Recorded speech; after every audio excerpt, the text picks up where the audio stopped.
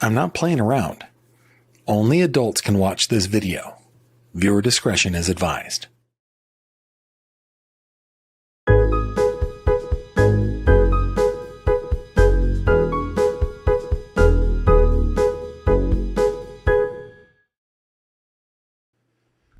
Ladies and gentlemen, welcome back. Let me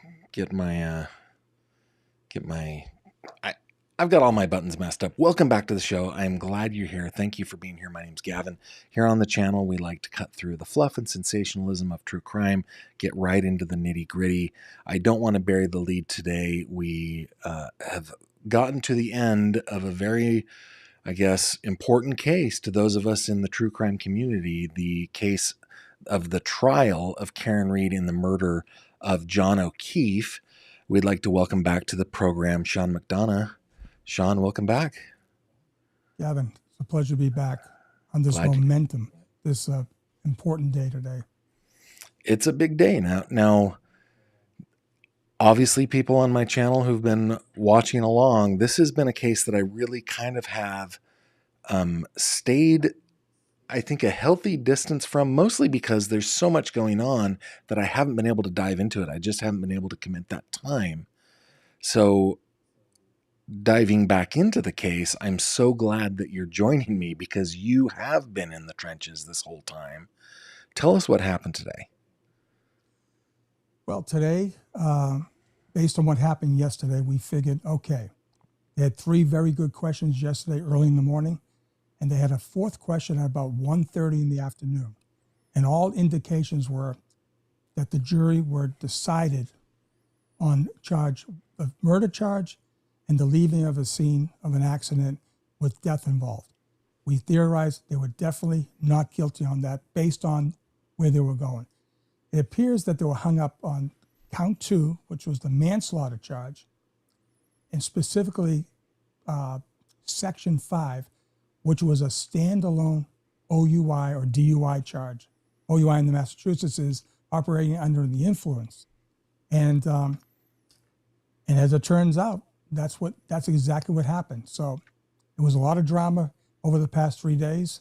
The way the defense presented their case in chief was absolutely amazing. They had back-to-back witnesses that completely stymied the prosecution. You know, you had a very esteemed defense attorney turned prosecutor. And it was so bad, Gavin, after our last show, he was supposed to put a rebuttal case on. He never did. He couldn't. He didn't put the rebuttal on. That was the difference, Gavin. I remember the last time we spoke. So just to be very clear, Karen Read, who was charged in the death of her boyfriend, John O'Keefe, Boston PD officer, she was charged with murder, manslaughter, OUI, basically, right? And what were all the charges? Anyway, she was accused of his murder. Right, the murder 2 charge, they charge her with, second-degree murder. You got to show intent. I mean, listen, it was overcharged from the get-go. The second charge was manslaughter. They had all these lesser manslaughter, killing him while being impaired or drunk driving or whatever. And the third was leaving a scene of an accident of serious bodily injury or death. So as we saw in trial 1, and it was documented, they definitely cleared the decks on charge 1, the murder, not guilty on charge 3, the leaving of a scene. And they were hung. They were hung on number 2. The interesting part about this second trial, Gavin, is that the defense, not the prosecution, the defense, at the end of the cases in chief, when everyone said that we rest, the defense petitioned in a motion to Judge Cannoni that they put in a lesser included standalone OUI charge, because some of the jurors felt, for the O'Keefe family, we want to give them something. But listen, if she didn't hit him, they couldn't get a manslaughter because they'd have to believe that she hit John O'Keefe. And this time around, the defense, Alan Jackson and his team, said, something? We'll roll the dice. We'll put the OUI charge standalone, nothing to do with killing John. Just that, and based on, I think what it was about, based on her own statements, that she provided to all these documentaries that Hank brilliantly used against her, they said, okay, we'll give them something. And you know something? It worked brilliantly. It was an amazing move. Now, you talked about Hank Brennan, who was the special prosecutor who was brought in to prosecute this case. A former defense attorney. I think the last time you were on, you sung his praises. Like, as a defense attorney, he's a fantastic attorney, right? Was this just a case of he didn't have a good case, and didn't matter how skilled he was, he just couldn't put on a prosecution that a jury would believe? Right. And it all boils down to the fact that the Massachusetts State Police, along with the Canton Police, did a horrendous investigation. They actually handcuffed the first prosecutor, but he played ball. He did. Hank Brennan, listen, it's controversial. I've made these statements, and my own partner on my show said, Sean, I don't agree with you. Listen, he had a job to do. As bad as the case was, he did put on a pretty decent case, right? You never know how a jury is going to react. I've said many times on my show, I was a young agent in a 22 defendant case up in Springfield, Mass. And I knew this case left and right.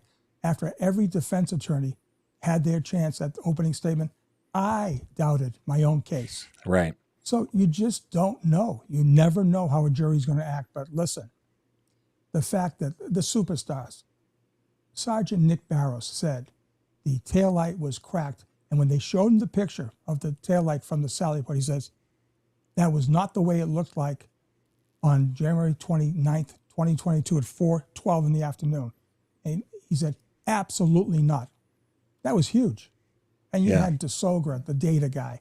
You had Dr. Lapasada. You had the crash daddies from ARCA. Dr. Russell. There's so many unsung. Lucky Loughran, the plow driver. Listen, I could go on and on. I lived this case from April of 2023. And I got to tell you, we knew. We just felt that this was coming through. But you never know. They could have convicted her on the 2 charges, but we deduced there was no way, because they asked one question. Well, if we find on 2 charges not guilty, and we are hung up on the second charge, does it mean the whole thing is a hung jury? We said, bingo. We know what they were thinking. So as it turned out, it was the OUI. I can imagine when the jurors are finally, when they make the circuit, because they will, right? Mm-hmm. They'll tell us, okay, what was the hang up? I guarantee there was probably 3 or 4 that said, no, we want to give her OUI. And it worked. It was a brilliant move by the defense. Well, and I've shared this on my channel before, having served on a jury. I was a double homicide. The deliberation is almost more of a negotiation when you get down to the brass tacks of it than you're not like a deliberative body. You're supposed to be, but it's not like you're a deliberative body like the Senate, right? What it boils down to is, I see it this way, you see it that way. Where can we meet in the middle? I remember on the case that I was in, I thought that the young man was guilty of 2 counts of first-degree murder, but I negotiated the first count second degree, the second count first degree, and people came along with it once we got to that. So it became a negotiation. And that's exactly, I think that's what happens in every jury, because so many people, first of all, in a jury, nobody's an expert on anything. And yet you are the judge of the facts. You're the judge of the credibility. You're the judge of what actually happened.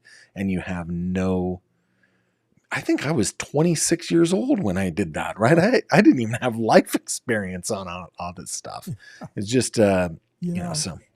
There's no juries for dummy books out there. You get thrown in with 12 people, right? You get all thrown together, and you gotta sift through the evidence. And listen, no one's prepared for that.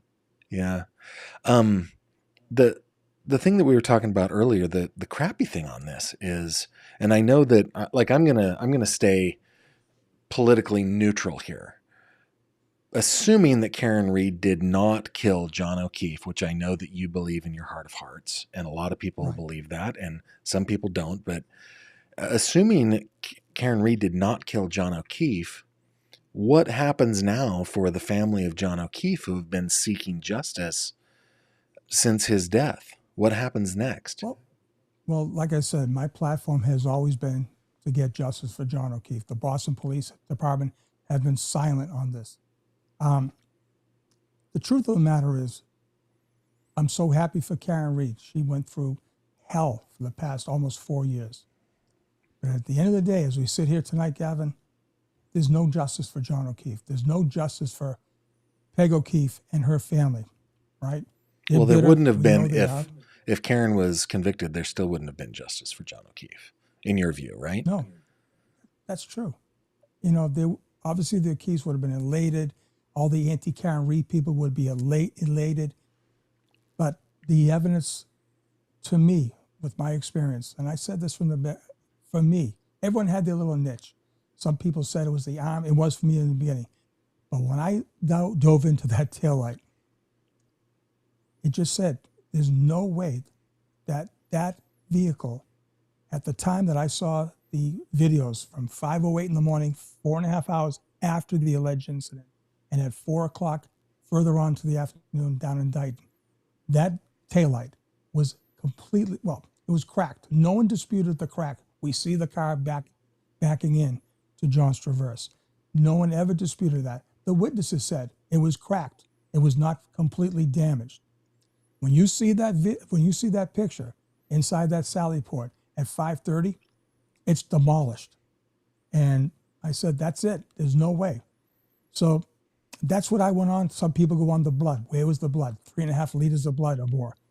Everyone had their little thing. For me, it was the taillight. And thank God for Officer Barrows, Sergeant Barrows, Nick Barrows from the Dighton Police Department. He came through and he said, absolutely not. That's not the way that taillight looked when I saw it at 4:12 p.m. the evening of January 29th, 2022. A powerful moment. Let's talk about the arm for a little bit. And I know the taillight is your personal little crusade, and it's super important, right? If the taillight was not demolished, then I mean, the case completely falls apart. But I know in the comments before we started here, one of my regular viewers, One Man's Trash, wanted to ask about the arm. For you, were the wounds on John O'Keefe's arm a dog bite or a series of dog bites? Listen, absolutely. One person, actually it was Sean McCabe, Matt McCabe's brother, and he and I, in the early days, you talk about politically correct. We went at it so many times. Actually, his rendition of how Karen would have backed into John was better than the own Commonwealth's position, right? He said she ran over him and her undercarriage scraped up his arm. That, to me, would have been more of a prosecution theory than what they finally came up with. And I got to tell you, the way that the ARC of individuals told their story versus the aperture, oh my God, it was horrendous. But going back to this whole thing, even all the legal law tubers and people on Cortive and what you have, all those lawyers said, my God, Mr. Brennan, you could have put Ronald McDonald on just to say, she hit him. She hit him. Let the jury hear that as the final word. Instead, they heard that car did not hit John O'Keefe. That's the last thing that they heard when the evidence closed. And for him not to be able to put a rebuttal case on, he threw the white flag up. And I have to say, his statement, his closing argument was fine. Alan Jackson was superb. Couldn't take it away. It makes me wonder if Mr. Brennan... Yeah, okay. Before I say this out loud, I don't want to accuse him of anything. This is a thought exercise for me. I remember one time I was called into jury duty.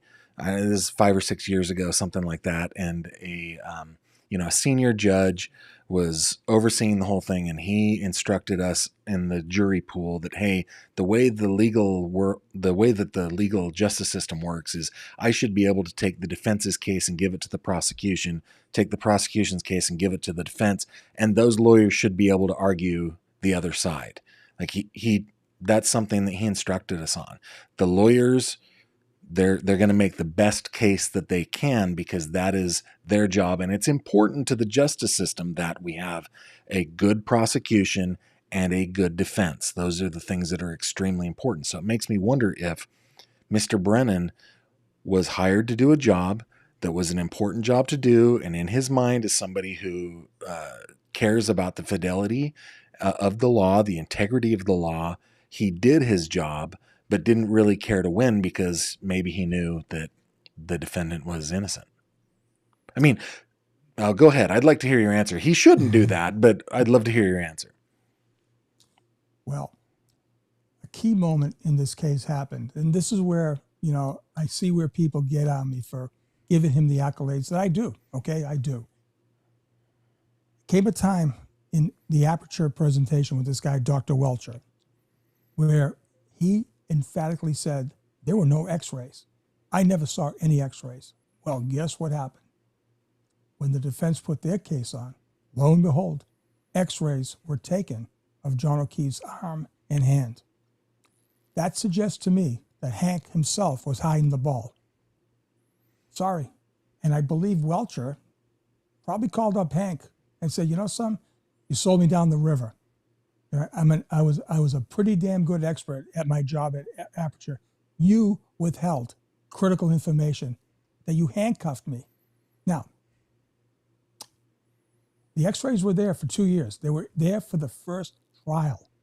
Karen herself said it as she was leaving. Those x-rays were always there. It makes you wonder. So, I don't know. Listen, I go back to the investigation. And I go back to what Karen told me, one of the first conversations I had back in 2023. She said, Sean, I know, and you know, Sean, a prosecutor should never prosecute a case that he can't win. Yeah, I mean that is his ethical duty not to prosecute something that he can't win. Right? That's to seek justice. Yes. Seek justice at any cost. The problem is the investigation was so tainted. Things that should have been done weren't done. It was not what they did. It's what they didn't do that tells the story, Gavin. That's the story. My next question for you is a little bit different.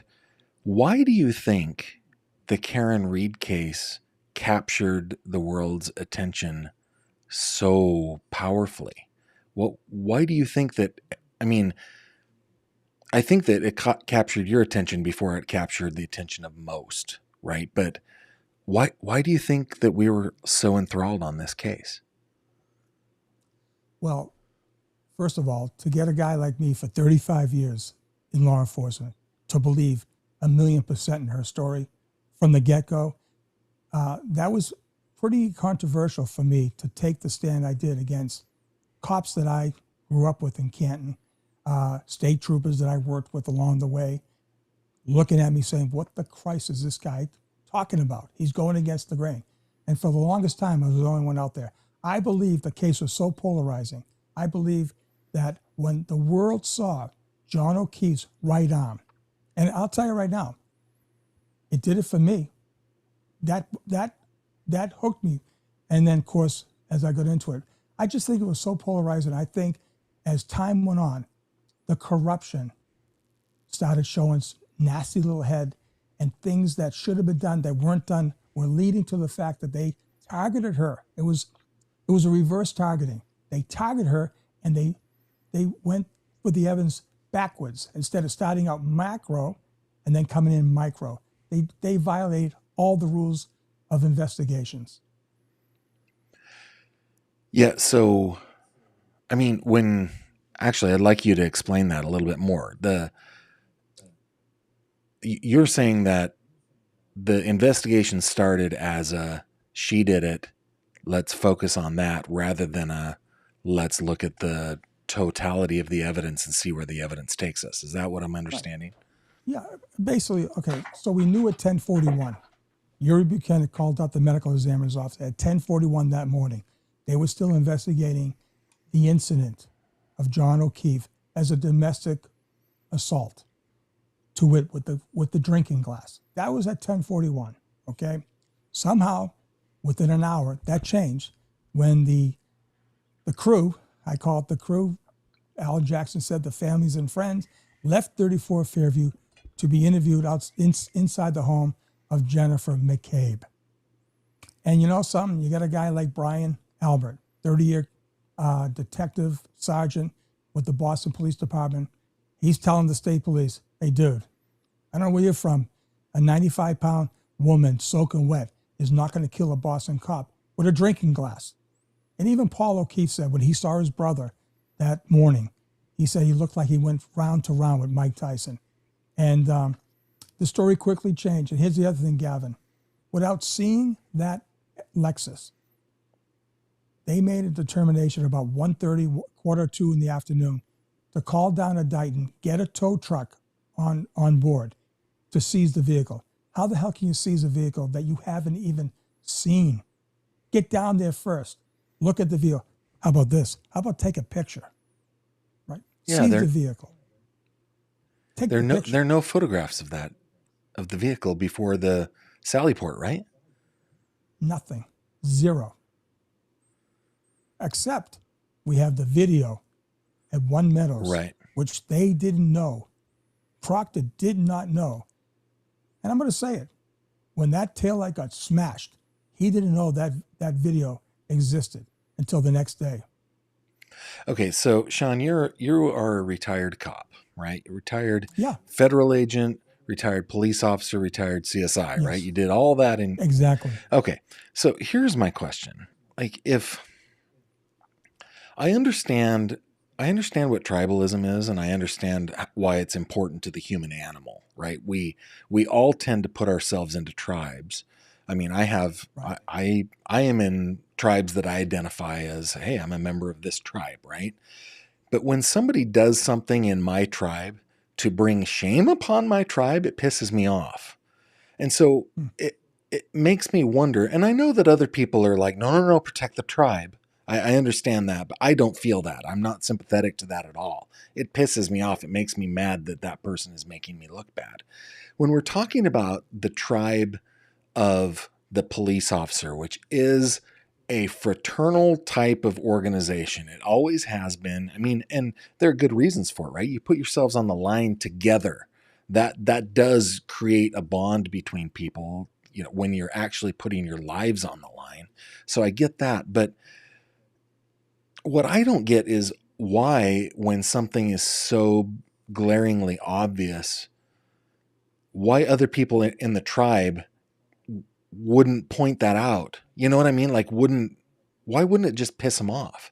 And why do they all kind of circle the wagons? And I know I'm mixing metaphors, but why the circle of the wagons?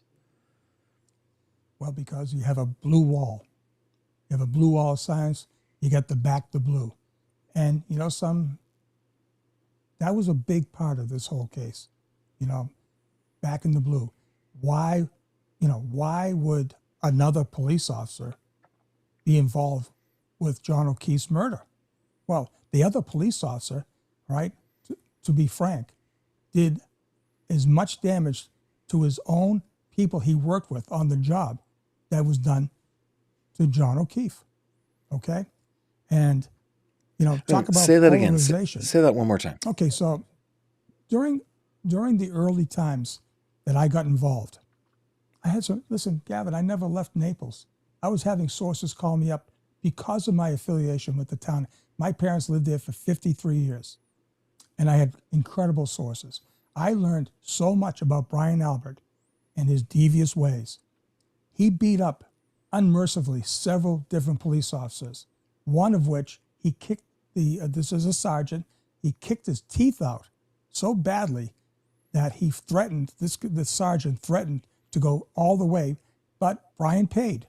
He paid to have the teeth repaired, and it was washed on the table. He took a beer bottle at a famous bar in downtown Boston, J.J. Foley's, took this beer bottle over the head of this firefighter, and the witness who was present, okay, told me, Sean, it was horrible. We thought the person was dead before he hit the ground. And Brian nonchalantly walked out those doors into an awaiting cruiser. You know, the police commissioner, Michael Cox, right? He took over after this incident. He was beaten by his own people back in the 90s, this close to his own death. And they then tried to cover it up then. And his own people who worked with him went to barbecues together, assaulted him, and defended their right to do that in federal court. And my good buddy, Bob McDonough, who I graduated with up at Westfield State University, was a juror on that trial. So let's face it, how does someone like a guy like Brian Albert, let's say, okay, he's a hero, he did these cases. How can you beat up your own people?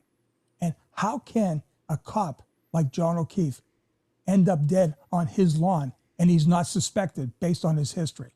That's the problem. Yeah, as you were saying that, yeah, if he's got this violent history that is known, it's well known, I just, there's no sympathy that I can have for belonging to a group that would protect somebody who's one of their own just by virtue of the fact that he's one of their own. If he is besmirching the entire rest of the crew, you know what I mean? I don't get it. Right. I know that it happens, but I had Boston cops come to me. They said, Sean, got to protect me. The minute we knew John O'Keefe ended up on Brian Albert's lawn, we knew it was Brian Albert. We knew he definitely had something to do with that. And I'll give you a case in point. I just saw this in your chat. Officer Kelly Dever testified in this trial. She used to be a Canton cop. At the time when Karen's vehicle was brought to the Canton police station, all right, she made note that Chief Berkowitz and Brian Higgins, the ATF agent, were alone with Karen's vehicle, in her words, for a wildly long time that made her feel weird. Okay, so she had 2 years on the job there, and she transfers afterwards, after this whole thing went down, to the Boston Police Department. Mm-hmm. So when the FBI interviewed her, she told her story.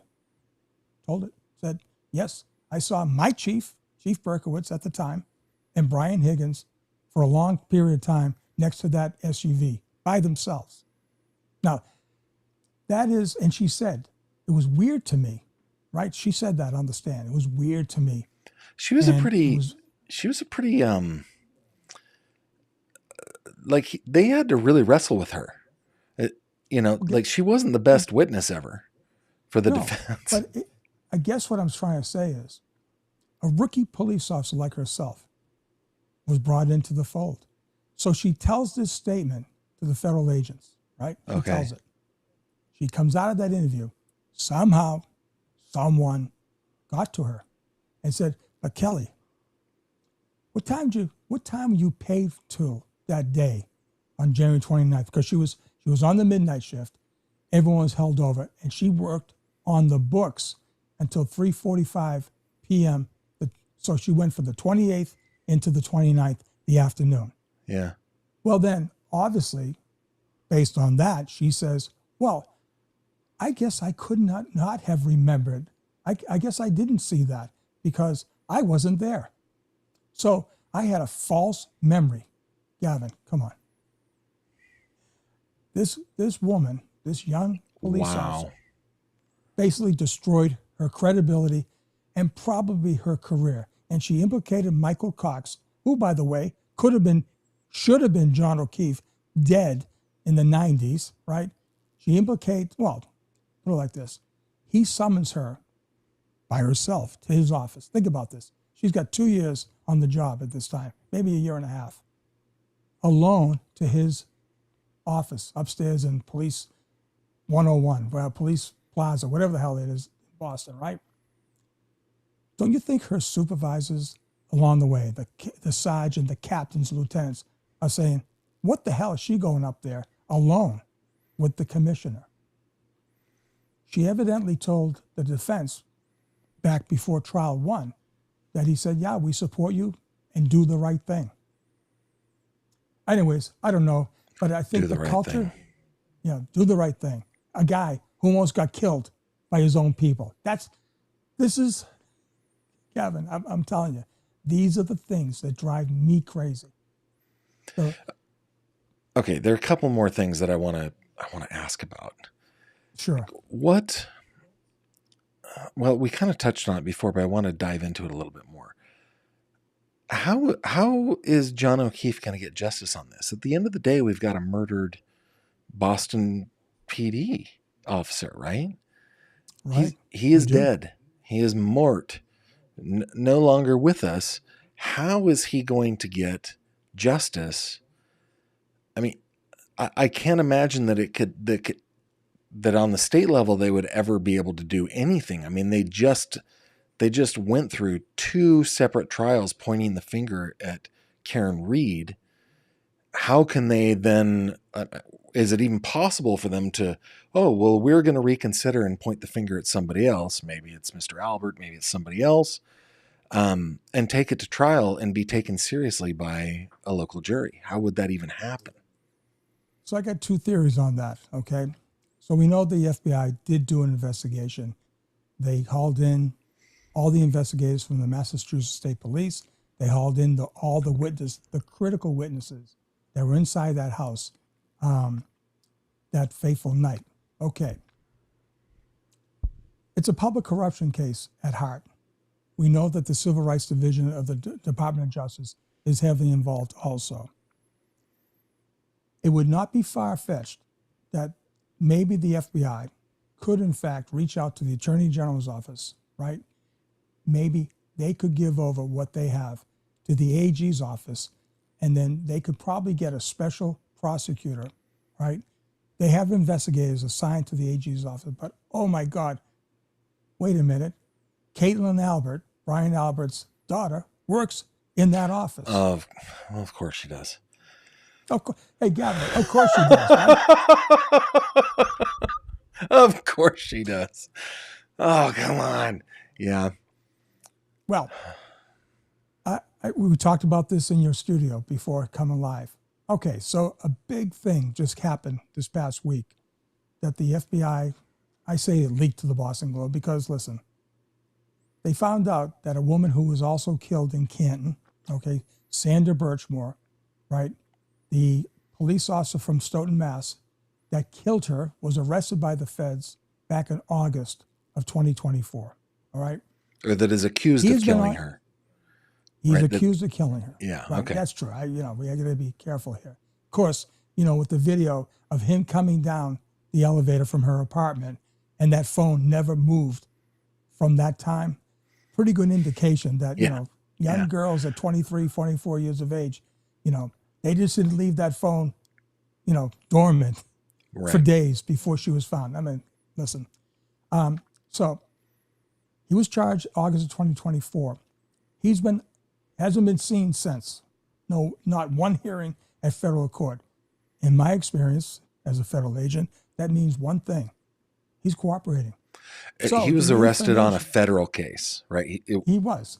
Yeah. So they dusted off a charge, which I thought was brilliant, because Sandra's friend, 2 weeks before she was murdered, blew the whistle to the Stoughton Police Department on Matt Farwell, Robert Devine, and Matt Farwell's brother and some other guy, that she was being basically groomed. Yeah. SA, right. I don't want to. But yeah, that's what was happening. Groomed. She was being SA'd, yeah. Yeah. And at a young age, right? Mm-hmm. And so the Fed said, well, wait a minute now. She was a witness. She was going to be a witness against these cops. Yeah. She ends up dead. They use that one charge, and it carries up to the death penalty, Gavin. To make it a federal case. So what came out with the Boston Globe, that Matt Farwell, the accused killer, right, suspected killer, was not the baby father. So now it doesn't matter who the father was. Matt Farwell is accused of killing her, right? And there are texts that, the state police, 32,000 of them, texts and emails that Nikki Guarino from the state police just couldn't find, right? Feds found them, though. The FBI found them. And they were prolific. They were detailed. She's saying, You don't understand. I've been with you for so long. I'm going to go to your wife. I want my baby to have your name. Putting all kinds of pressure on. Yeah. So I got a theory. Whoever that baby father is, right? And there's rumors. I'm not, this time, Sean McDonough learned his lessons about rumors. I ain't going with any rumors. All However, right, good. if the rumors are true, if that baby father is the people are alleging it is, that man has the ability to really blow the lid off of Norfolk County. I'm just going to leave it like that. That could be extremely valuable to federal prosecutors linking the Birchmore case to the John O'Keefe case. Interesting. Because making a federal case out of murder is actually very difficult. Of course. Murders are state cases with very few exceptions. Unless you have the predicate acts of a public corruption, they go RICO, right? Whitey Bulger was charged with murders, right? Yeah. Yeah, it could be more than just interstate commerce. They could be RICO charges. That's right. Right. And John actually Gotti was charged federal murders, right? Under RICO statutes. Same with Bull Gravano. Listen, bad guys do bad things, but sometimes in the interest of justice, you take what you get to get to the end, to get to the pot of gold, what you're looking for. And so that's justice at all's hands. I guess then to kind of wrap a bow on this, what your hope is in order to get justice for John O'Keefe is that the case turn federal, that the FBI takes this over. It makes complete sense to do it that way, unless they could strike a deal with the AG's office. That's a political thing. Let's face it, Gavin. Yeah. The FBI took a massive political swing at the Norfolk County DA. He's a very political guy, right? And their investigators and the witnesses to say, oh, sorry, guys. Our bad. We're sorry. We didn't mean to do that to you. We didn't mean to torture you for a year and a half. Sorry, guys. And those FBI agents who need to work with the state police, they need cooperation. It doesn't make sense that they would walk away. My bet is they're doing this behind the scenes. They're leaking information to the Globe. And I really believe this development in the Sandra Birchmore case, which we always thought at the beginning there was a connection. I really believe this is going to be another thing that is coming down the pike. Yeah. If you don't know the Sandra Birchmore case, you should look into it. This is a young woman who dreamed of being a police officer. She was like a cadet in training. They called them police explorers. She was so into it from a very young age. I think she was 12 when she started. And like you said, these old men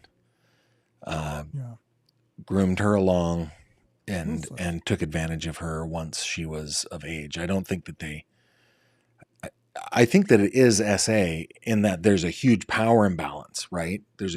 So I definitely, that is SA, but I do think that they waited until she was quote unquote legal, right? She was an adult, but it's a gross case. No, there's evidence. Is there? That, oh yeah, she was what's the term? As a minor. As a minor, right. Wow. Okay. That I lost my virginity on, listen, the texts the emails are crazy. Wow. So check it. Such a date. Oh yeah. It's bad, Gavin. It's very bad. If you don't know that case, definitely look into it. Hey, Lucia Sea Creature says, why did Karen Reed only get a year probation for a DUI? Interesting. So today, when she was found guilty, that's shocking to me. Yeah. Yeah. So think about this. Now, everyone wants to. Right. So I applaud Hank Brennan. He finally did something right. So when everyone's in all heaven and everything, Judge Conner said, well, wait a minute, Miss Reed, I need your attention, right? She says, we're going to schedule a sentencing for next week. Are you available? And all of a sudden, Hank Brennan goes, well, we're ready. We're prepared to do it right now. And I said, Mother of God, he's going to try to get her is the maximum, which is a 2.5-year sentence. Okay. So Davianetti goes, Your Honor, can we have a sidebar? Now we're saying, oh my God, can this thing just end? So they come back. Judge Canoli says, okay, Mr. Brennan, what is your recommendation? We recommend 1 year probation and the standard things. You go to DUI school and pay a bunch of fines. She said, with any comment from the defense? Absolutely not. We accepted. And Karen Reed went out the door a free person on probation, thanks to Hank Brennan. At the end of the day, he actually did something humane. Well, That's how I see it. I guess the mechanics of this are surprising to me because typically, if there is a conviction on any count, the judge will order some sort of PSI, right? Some type of pre-sentencing investigation. The Department of Probation and Parole, that they will do a whole investigation. There will be questionnaires. There will be a whole bunch of investigation. It never only takes a week. You know, they usually schedule them out a month or two in order to get the PSI. So when I found out from you before we came on live that she got sentenced today, I was like, what? That is not normal. So it ended up being the power of the prosecutor. That was he just wanted it over. He wanted it over. I got beat. Thank you, Alan. Thank you, David. Thank you, Mr. Alessi, Eliza. You beat me. And that's the bottom line. He got beat. He knew it. Yeah. You know what? Before we get to this comment here, I've had conversations with lawyers after they've lost. And you know what's really funny is I hate losing. I'm a person who hates losing so much that if I know I'm going to if I know the possibility is that I'm going to lose, I won't do the thing. It's a character flaw. If I could be possibly cut from the basketball team, I'm not going out for basketball. If I could possibly be cut from the play, I'm not trying out. You know, from the time I was a little kid, I was afraid of losing. I really have to give it to these guys. They lose, they win and lose all the time. And I've talked to several, a couple public defenders, one prosecutor after a big loss, and I'll ask them, how do you feel about that? And they've all said to me, my client got their constitutionally protected trial by a jury of their peers. I didn't lose today. I did exactly what I was supposed to do, right? So, in the case of defense, and in the case of prosecution, they're usually a little saltier than that. But it seems like Mr. Brennan he just wanted it done. He wanted it out of there. Yeah. No more cameras. She had enough. Don't show me on TV anymore. Yeah. She had enough for almost 4 years. Yeah. She had enough. She had enough.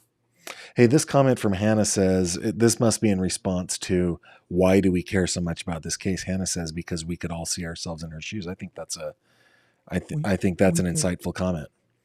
We could all be Karen Reed. Let's face it. Yeah. You know, Aiden Carney says they had the guns. The cops had the guns. The cops had the control to investigate that case. Yeah. They chose to do it in a very bad way. Hey, I know that you have sworn off. You brought him up, though. It's your fault. So Aiden Carney, for me, his troubles are still, they're still just kind of beginning. Are they not? Should I not have brought that up?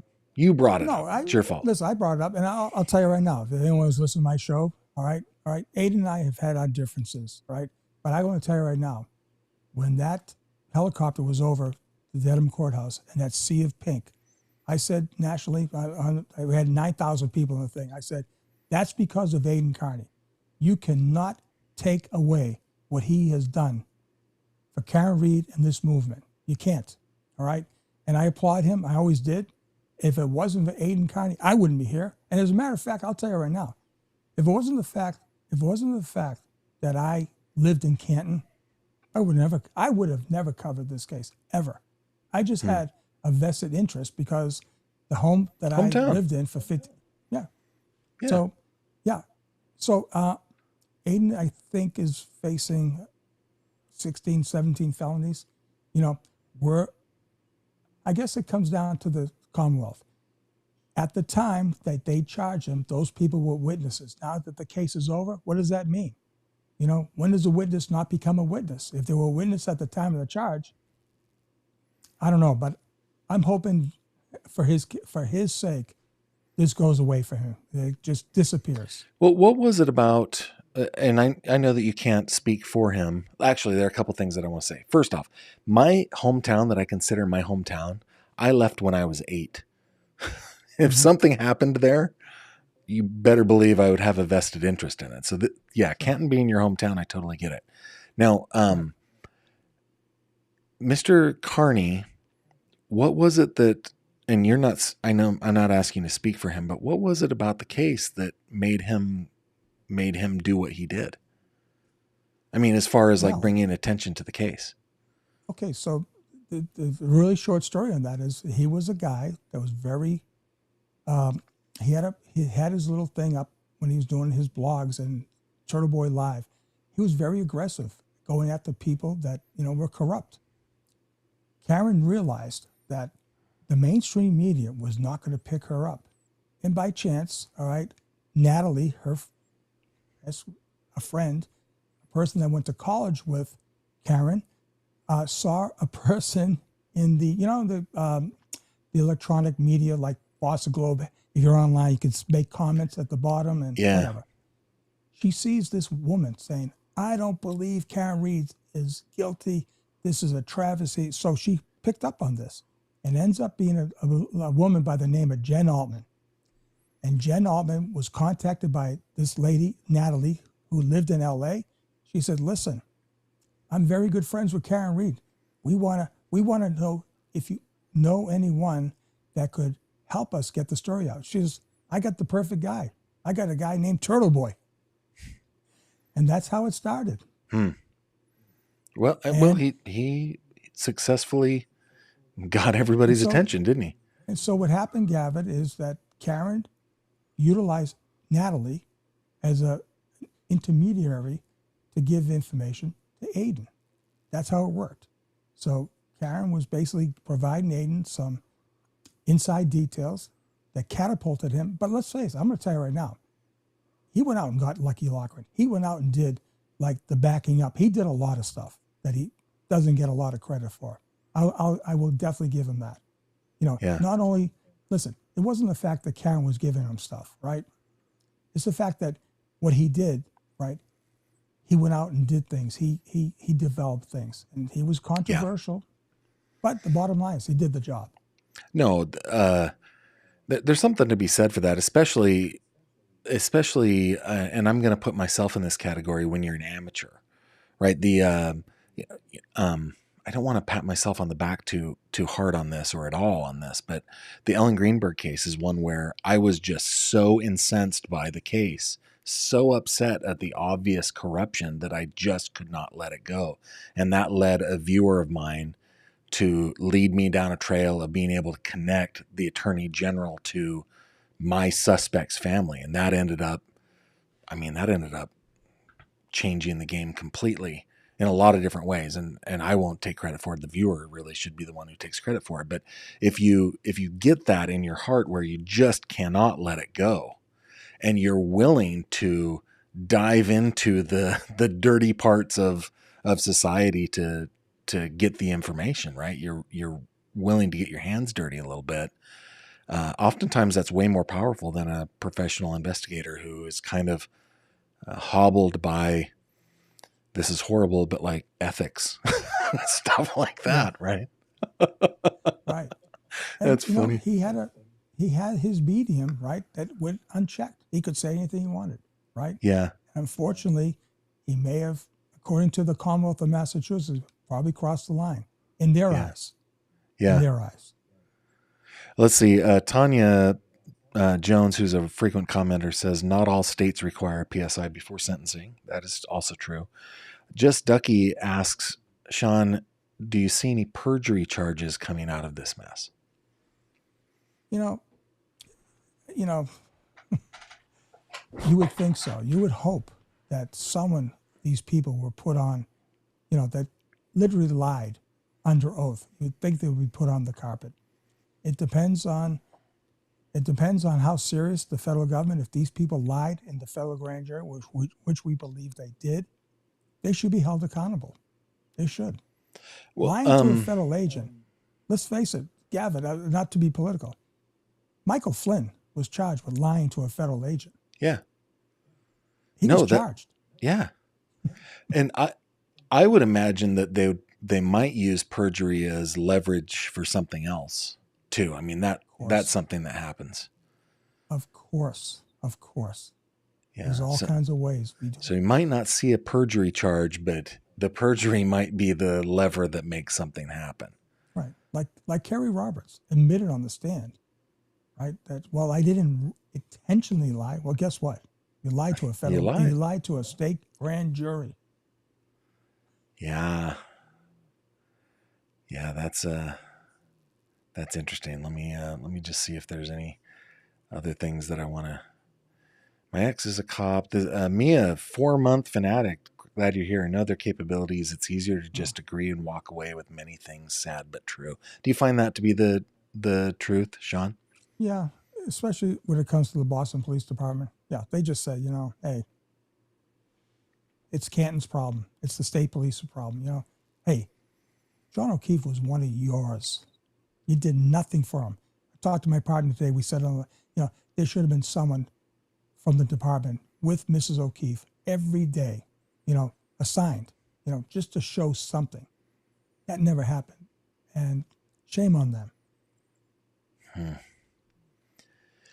I talk about on this channel, frequently lately, I talk about my uncle, who was an FBI agent and served with the FBI. It was his only job. He graduated from college with a degree in criminal justice, got recruited by the FBI, and that was his only job until the day he retired. And when he retired, he consulted with the FBI for another 15 or 20 years. So, but I look at my Uncle Leon, who is somebody who I just absolutely loved and admired.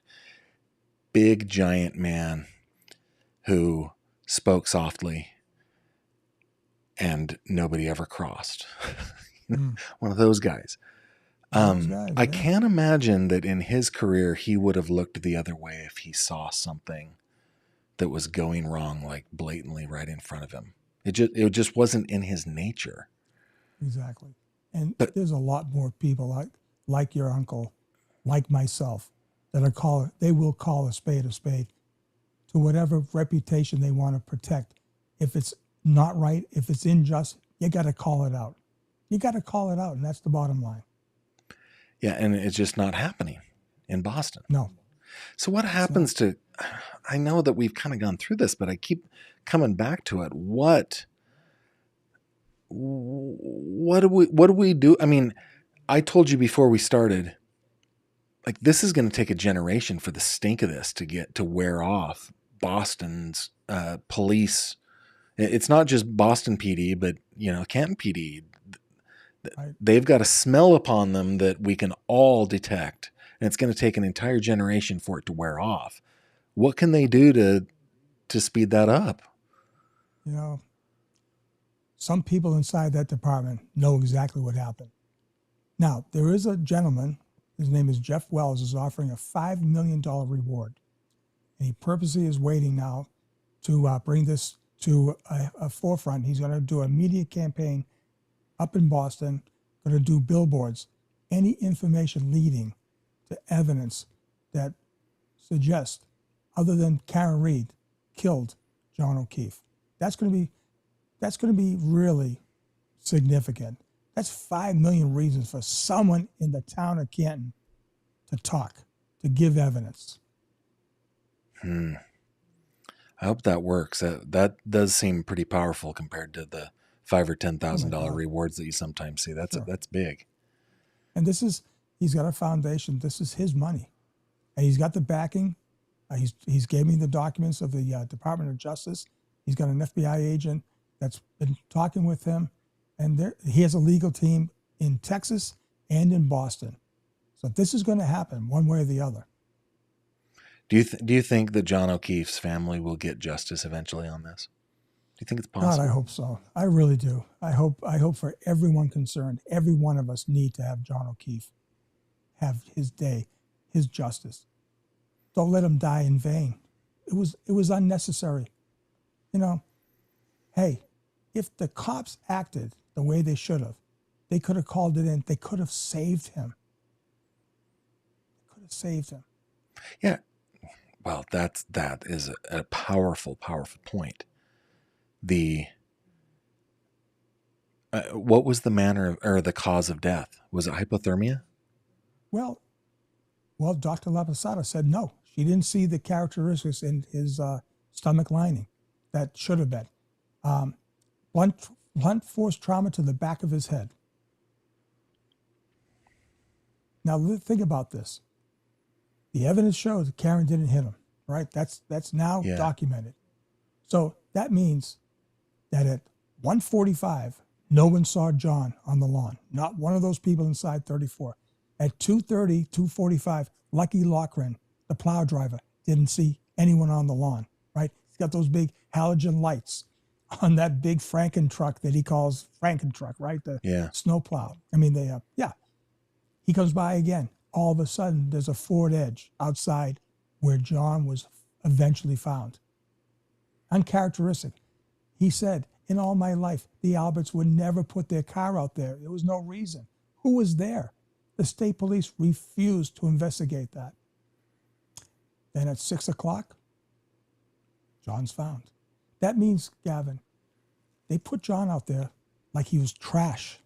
A brother cop, an ATF agent, a Boston cop. When do you think he died? Do you think for hours he was inside that house dying or dead? I think he was in a cold place, either the basement or the garage or just outside. According to Dr. Laposada, he was dead within 15 minutes. That means they had 15 minutes to save him. Right.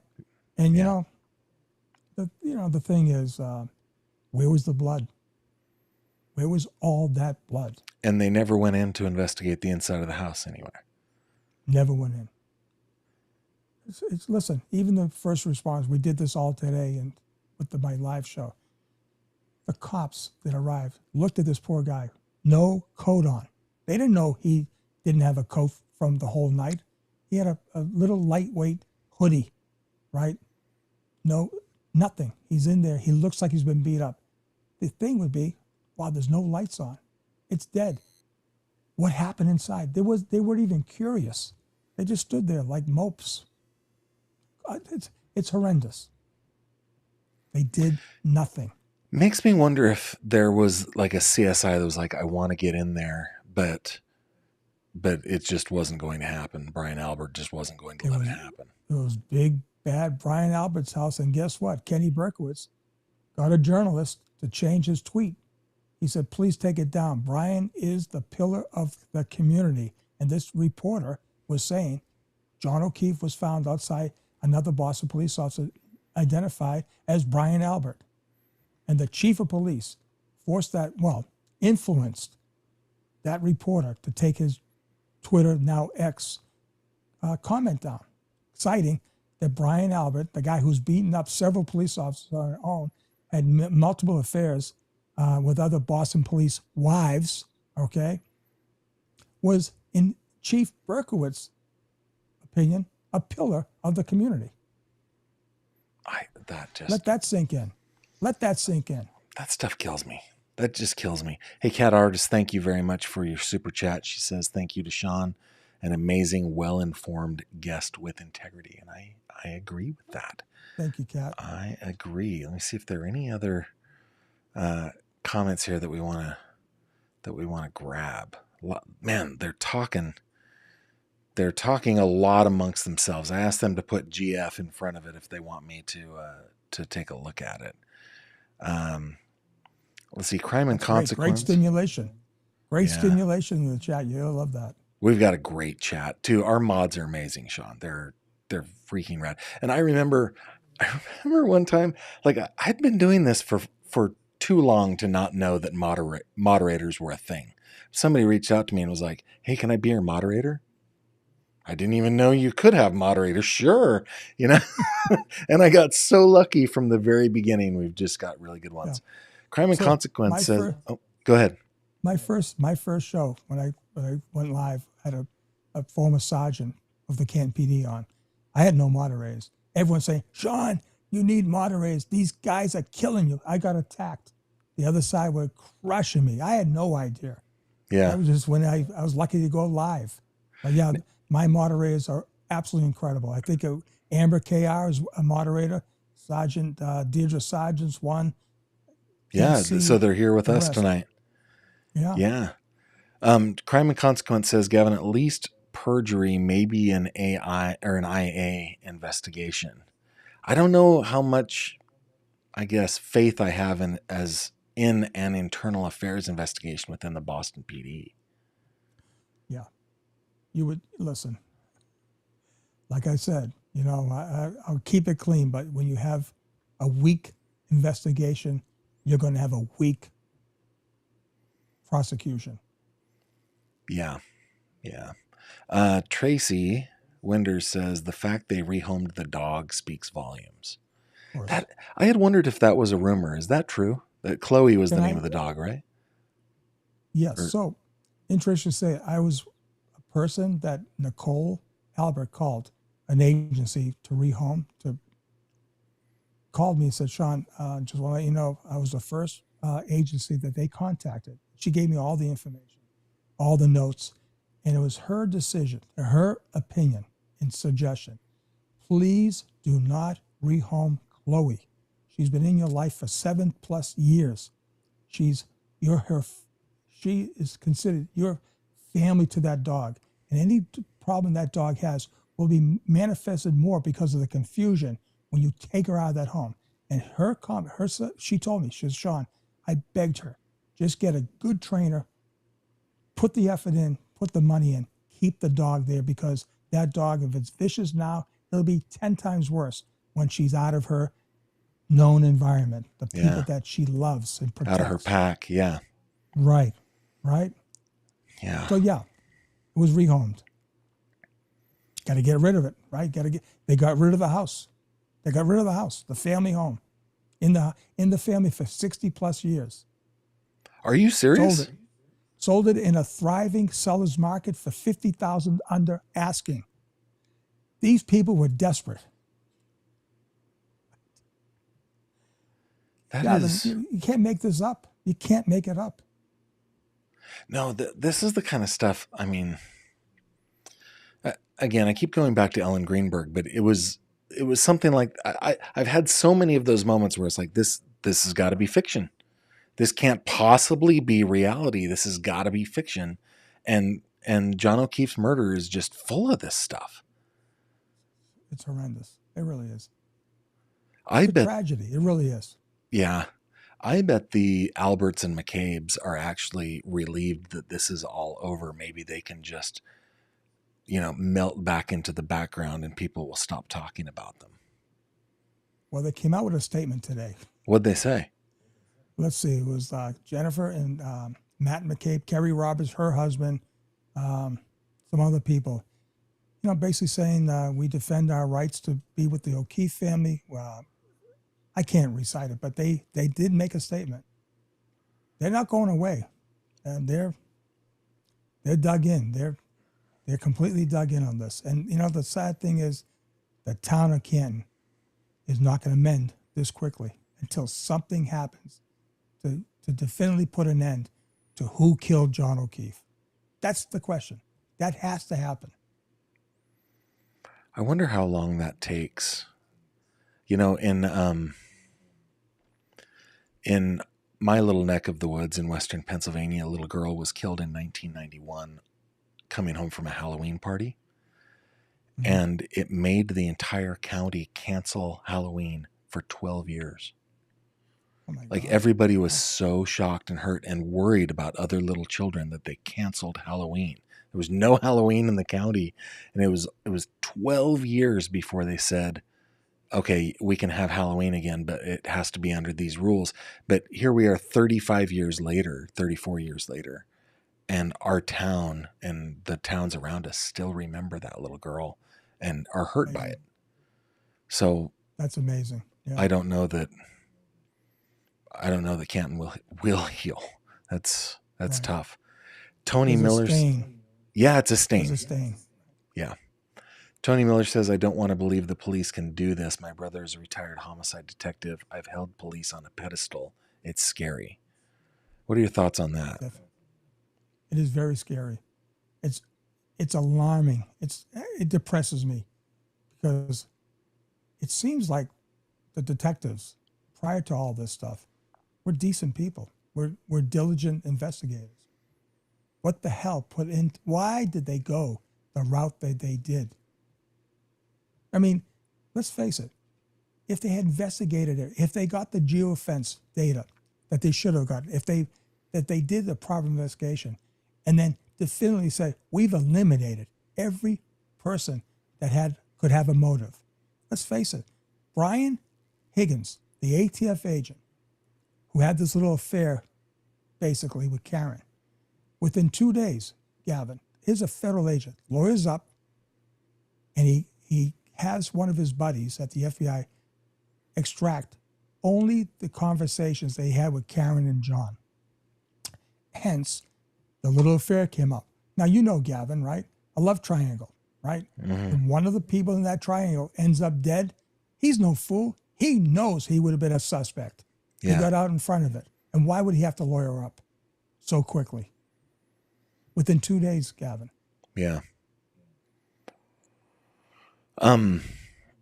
My thoughts on this is that there are members of our society that we put on a pedestal because we empower them so much. The police are empowered to all the way up to taking a person's life. They have that much power. And there are other, EMS personnel, firefighters that we put on this pedestal because they deserve to be on the pedestal. They serve us and they care for us and save us. And that's what the police are supposed to do. And so I think that's why it's so hurtful when something like this happens, when the authorities that are supposed to be on that pedestal are definitely not. Gavin, I look back at those 7 years when I was a cop. All I wanted to do was put the bad guy in jail. Do it the right way. Not frame someone. Not cover up something. Go where the evidence leads you. Yeah. That should be asked of every person that has that power. And actually, you know what? There's never a reason to frame a criminal. They're stupid. They will incriminate themselves. It just is a matter of time. That's, yeah. And I will say this. Karen, on the steps of that courthouse, she made this statement perfectly clear. There was no one that fought more for justice for John O'Keefe than she did. And I'll tell you right now, Gavin, there's another thing she told me. She said, Sean, I'm innocent, but I want to put the killers of John O'Keefe behind bars. That was her. Listen, they could have just said, hey, prove that I did it. But yet they were going down that road to find out, to bring to light that there were other suspects that the Commonwealth of Massachusetts, their investigators, completely ignored. Who's on first says, sir, you must be kidding. The law will never investigate another person for this crime. What do you think? Well, if that's the case there, who's on first, that there will be never any justice for John O'Keefe. Ever. So my reaction to that is history does show that happening. Again, in the town that we live in right now, I know of a murder from 1972 where the murderer was found not guilty because he was not Mirandized. And so all the evidence that they had against him was thrown out. And without any of that evidence, he was found not guilty. They obviously, well, in that case, it's a little bit different because then double jeopardy applies. They can't try him again. Sure. Right. But yeah, she never got justice. She, from 1972 on, she never once got justice. So it happens. I just wonder. Work. Yeah. Sloppy. Well, Well, technicality, right? and it was 72. Miranda was kind of a new thing, right? Right. But either way, I mean, I don't want to excuse them. They definitely should have done that. But I think I'm with you on this, though, Sean. I think that if there is justice for John O'Keefe, it will come at the federal level. I don't think that it can come on the state level. I think there's too much taint. I think it's too corrupted. You know, they have a new colonel at the state police level now. You know, he obviously could have hid the fact that Proctor was fired, right? Didn't have to bring it up before this trial, right? That's telling. Well, that is true. Or not done anything until after the second trial or something like that. He came in like gangbusters. So I believe he's been in touch with Jody Cohen, who's the head of the FBI in Boston. Listen, I'll still say this again. I know how political things are.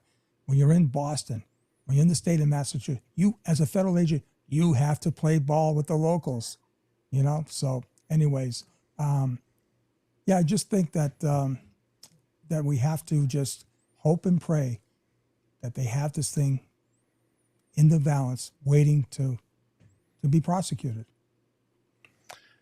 Yeah, I think that we're way over time. I'm really grateful that you've spent so much time with me, especially after a long day. You were live streaming for 8 hours today, and now I took another, hour and coming up on 15 minutes of your time. I bet you're exhausted.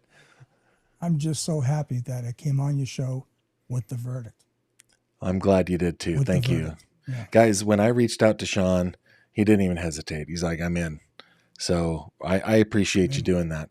Hey, if you are not subscribed to Sean, he is at youtube.com/at the back channel 8. There is a link in the description down below.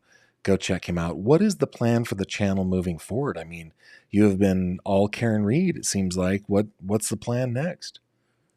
Well, you know, the planned back channel, we get information in the back channel, right? That was the whole concept. Going through the motions, the Facebook group. You know, this thing with Sandra Birchmore. Now I'm in. I got to be in. I got to be in this.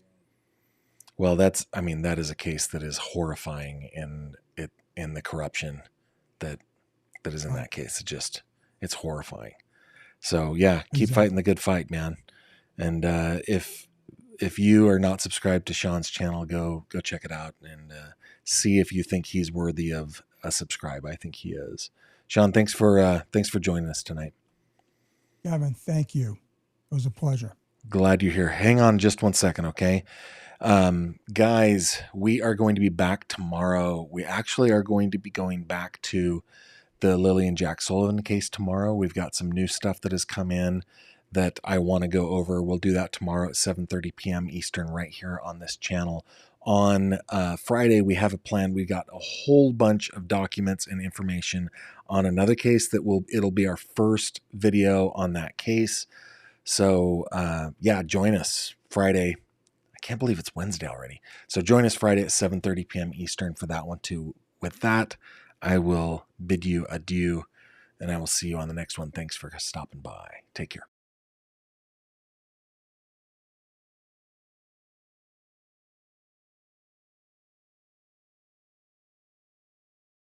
Thank you very much for watching this video. If you liked what you saw, please consider subscribing. And if you have any questions or comments, please leave them below.